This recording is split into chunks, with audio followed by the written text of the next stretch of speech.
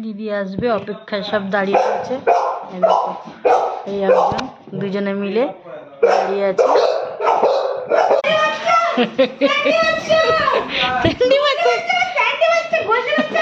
কি করতে দিদিকে দেখে ডুলদি ডুলদি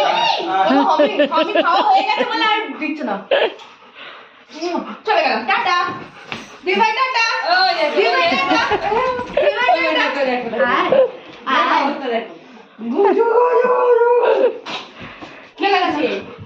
আমি তো কাজ করবো না, চলে গেলাম চলে গেল দিদি ভাই, আবার চলে যাচ্ছে, আবার চলে যাচ্ছে। আমি কোলে বসেছে, আমার দেখ, আমার কোলে বসেছে।